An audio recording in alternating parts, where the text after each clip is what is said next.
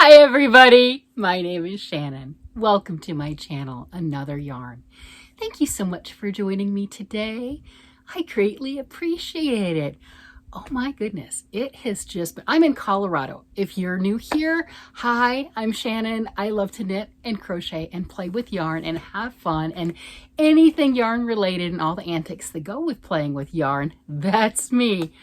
Well, yesterday, the day before, we had snow. Colorado, snowstorm, right? I mean, you're thinking Colorado, of course you're gonna have snow. It's Colorado, it's whatever.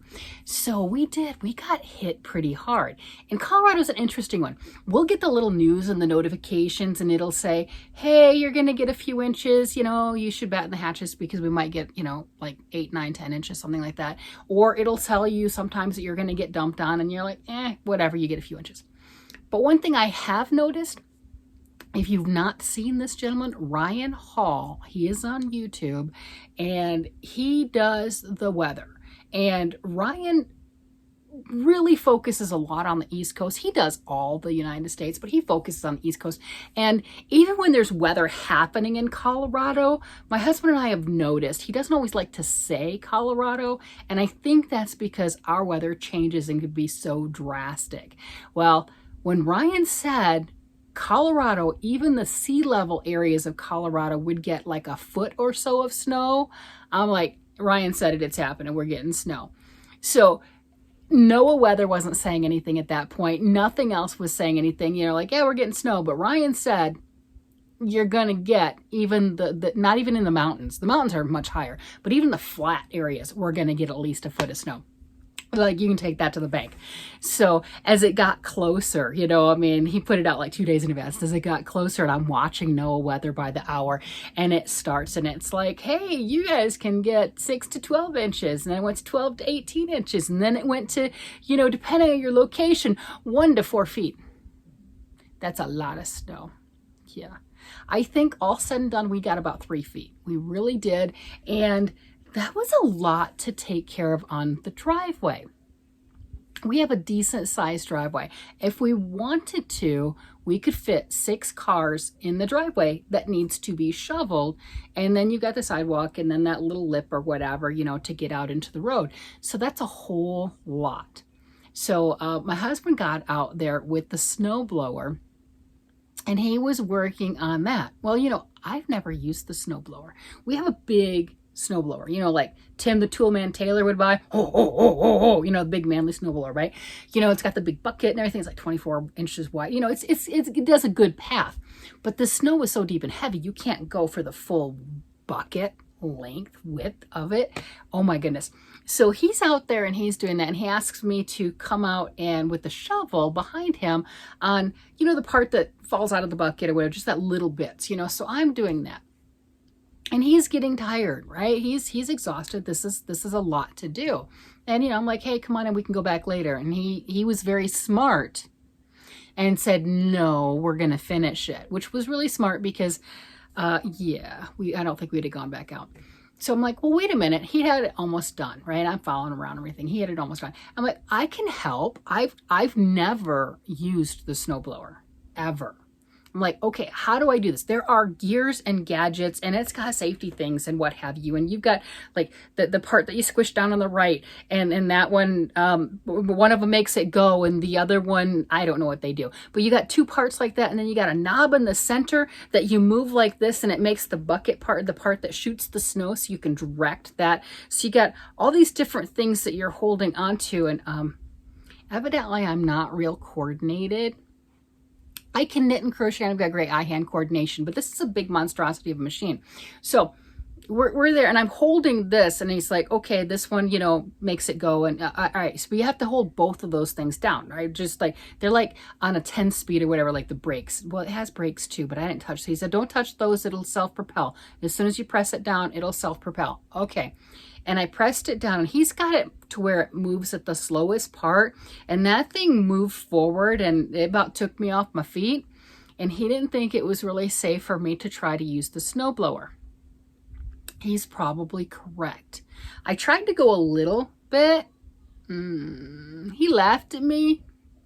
I'm not gonna lie, rightfully so. It was really kind of funny. I did not know it was that much work to use the snowblower. I just, all this time he has used the snowblower. He's gone out there and I'm like, why are you tired? The snowblower does all the work. No, no, it does not. Props to that man. I'm just telling you, he did the driveway. He did our sidewalk. He did the neighbors to the right to us and to the left of us. He did all of that because, you know, he got the snowblower. And like I said, that was some heavy, deep snow.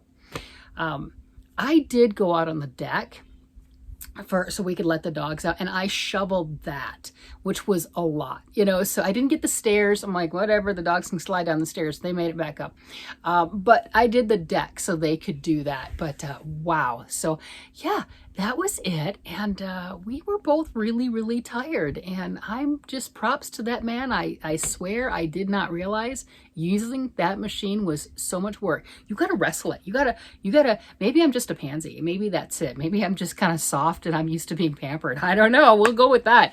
But yeah, so that's where I've been, is snowed under and watching out the window and looking at it just piling up. I mean, we had to do the deck because you couldn't open the door otherwise. You know, you had to do these types of things because there was just so much. It was absolutely crazy. And then it was still snowing. And if you've been around a while, you know our youngest dog, he's 2. He's my puppy. He's feral. That's really not a joke. He's very alert, very aware, and he's very, very much on the notices danger, different noises, different things in the room, or something along that line. He is just this side of feral. He really is. And I put his harness on and took him for a walk. So I'm trudging through. We hadn't done the driveway yet. We hadn't done anything yet. And I'm like, all right, buddy, let's go out the front door. So we're out, and he's running along the garage, the front of the garage, because there it's not as deep because the way that the snow drifts or whatever, you know. So he's doing that back and forth and goes a little bit into the driveway, and he's completely covered. I've got Shibas. All 3 of our dogs are Shibas. So he's covered, and he's just looking at me, and I'm like, it's up to you. Are we going? Are we not going? And then he bounces like a bunny. All right, we are on our way. So I took him. We got to the middle of the road. We live in a subdivision, but we got to the middle of the road where people had previously driven. I don't know if it's plows or whatever, because it definitely didn't look like it. But there were some tire tracks, so we were following those. So I got to take him around and watch some of the neighbors that had already started their snow blowing and the shoveling, and most people hadn't because it was multiple days. It was multiple days. So at least our driveway's done, and I'm so happy that we did that earlier as opposed to later. As earlier today, there were people out shoveling, and I felt for them. Like our neighbor was out shoveling, and I really felt for them. Not enough to go out and help. I know that's bad, but that snow's heavy because it really compacted down. And then we had a little bit. Colorado's weird. It started to melt, but yet snowing at the same time. Like I said, it's weird. So it's heavy, super heavy. And I'm like, oh no, we did ours. Nope, we got a lot. Nope, not happening. So that's where I've been. Other than that, staying warm, you know, I came inside and everything. And one of the things that I have worked on, I have a lot that I should work on, but a lot of my things at the moment are pay attention to a pattern change, a decision point that needs to be made, or, you know, I actually want to start something else. I really shouldn't. So I've been kind of holding myself off from starting a new thing. No, I don't need to. As my husband has reminded me, I have sweaters. I have my granddaughter's sweater. I have my sweater. And I have his sweater. So I have 3 sweaters that I'm I haven't been actively working on it this week, but are really right there in that rotation. But they all need something. I did pick up my husband's, but his right now, I need to work on the sleeves. So I have the body. His is going to be a raglan. It's the body up. I did make the sweater I'm wearing right now too. So I am right here doing the body of his. I have the sleeves, but I need to add probably not that much more on each sleeve. I have both sleeves done except for that part, but I need to pull that out, get the try-on cords, measure that on him, determine how much more, probably that much, I need to do on both of the sleeves, and I need to wind more yarn. I literally need to wind the yarn for his, but that's where I'm at, so I did get some progress, but it's not visually, it doesn't look like much. My sweater, I still need to wind my next ball of yarn. That's not hard. It's really not hard. As soon as I wind it and attach it, because where I'm at where that's at is that's a top-down sweater, and I'm down at just going around and around and around and around and around. And once I get it to the proper length or close enough, and then I do ribbing, and the bottom of it's done. I just have to wind the yarn. Okay. My granddaughter's sweater, on the other hand, that one I've done bottom up. I've already attached the arms, and I'm doing the raglan. I'm about right here, and now I have to figure out what type of a neck I want to put on. I know I'm going to probably turn hers into a hood, but I have to figure out how close I am. Do I do the V? Do I do a placard? What type of an opening? I'm putting way too much thought into it. That's crazy talk, but that's where I'm at. So those didn't get any love, at the snow thing. So you know what did get love? Oh yeah, you know it. My husband's blanket. It's really nice. I worked on it because I could lay under it at the same time. That's why it got love. It really did. And now I need to go get another ball of yarn, so that might take a while. It's downstairs. Yeah. Oh yeah, I kind of maybe went past this room. I have yarn outside of this room. I've been so good in keeping yarn in just this room. That was it. I know it's surprising, but that's it. But yeah, I have to go grab another ball of yarn. No big deal. But I was working on his. Look at that. Oh my goodness. I love it. So I did get more done on it. Let's see. I can hold it up. I mean, look at that. Isn't that gorgeous? I think the last time I showed it, I was somewhere in here. So I got a lot done on that. But that's pretty cool. I don't know. I think it's about half done, something like that. It was really nice. All I'm going to say is laying under this. It was funny. Even though I don't have the big needles on it, right? This is the smaller, right? I still had it draped up on me. We were watching TV together, and I had worked on it, and I got the three, this is a basket. So I got the 30 rows of this brushed acrylic, this red heart color. I got that done, and now it's needing the Lion brand Wool Ease, the Fair Isle, and I'm just snuggling under it. I'm like, oh, I need a nap. So I just had this just snuggled right under me. Oh my gosh, it feels amazing. The yarns I'm using, this is right here, that's the Lion brand Fair Isle Wool Ease. So the pattern just does its own thing. And this is Red Heart brushed acrylic. I used some of the Fair Isle previously. I made a hat with it, but that's it. Nothing really drastic, just used the yarn. This is my first time using the brushed acrylic, and it's working up really nicely. I like it. There you go. I really enjoy this, and it is wonderful. I have other colors of this because Joanne had it on a really big sale, and evidently I'm a sucker for a super good sale. And it was, you tell me if you would have done it. I don't know. I'm just a little nuts sometimes. This right here is normally $9.99 a ball, and I got it for $3.75. So I went a little crazy. I did. So I got enough to make 3 blankets. I got this. I got the golden taupe, which is that like very similar to what I'm wearing, right? I got that, and then I got the purples, and then I got matching, coordinating, whatever you want to call it, color like this brushed acrylic. So I can make more blankets, or I can do it on a sweater. I obviously like the sweater. That's what this is. This is Nordica.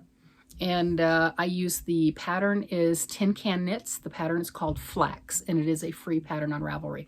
I really enjoyed this. Has a little detailing right here. This is some garter stitch. The rest of it is in stockinette, which is just plain knitting. Knit on the right side, purl on the wrong side. Really enjoy the way that it works. The yarn does all the patterning. I think I've got more of it right here. Yep, that's in this bin right behind me. Ugh, come out, come out. There we go. Okay. That's what this is. Okay, so this is a discontinued yarn from Premier. You can get it in other people's stashes or something along that line, but you're not going to get it from the store anymore. This was a number 3. This is, I don't know how many yards. It's pretty. I like it. I got a bunch of it when it went on sale. 7 ounces, 200 grams, 546 yards, 500 meters. And look at that. Isn't that pretty? So I think I've got 3 or 4 colors of that, and you can see how it works up. And I like to refer to this, and if you've watched some of my other videos, you probably heard me talk about this before. This to me is what I refer to as my God sweater, because no, of course it's not exactly Hebrew writing, but this is what it reminds me of Hebrew writing, and that's why I call it that. And you know, I just look at it as this is my blessing. That's, you know, see the beauty and see the good things. That's where that comes from. But yeah, I haven't got a lot done except for what I call that easy, mindless comfort. I did work on my square. I'm doing my squares for, I don't know why I'm doing squares, but I'm doing my squares. There's free squares once a week. That's in one of my other videos, but I'm working on that too. But the most attention that anything has received is my husband's blanket, so I could snuggle up underneath it and be warm. Other than that, not a whole lot. Just, it's been cold and snowy, and that's just all anyone's really been working on and paying attention to is all of the snow. I probably should have taken some really cool pictures, but it was just white. Yeah, it's very bright and it's white. So it's like snowblind, right? It's just very, very white and bright. So that's where that was.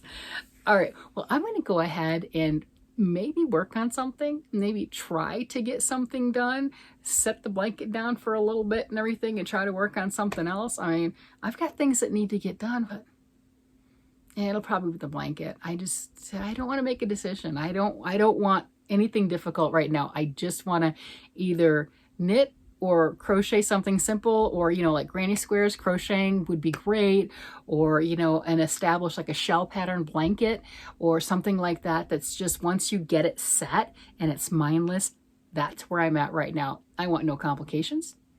I want no decisions. I just want mindless, simple, easy. If you've got your favorite mindless, simple, easy pattern, put it down below and tell me about it, because that's what I'm looking for. That's all I'm looking for, is just comfort crocheting, comfort knitting, kind of like the potato chip, right? You know, just comfort, easy, relaxed, just mindless. That's it. And maybe you have a good go-to that I've never thought of or heard of or seen, and I'd love to see what you do. With that, I'm going to let you guys go.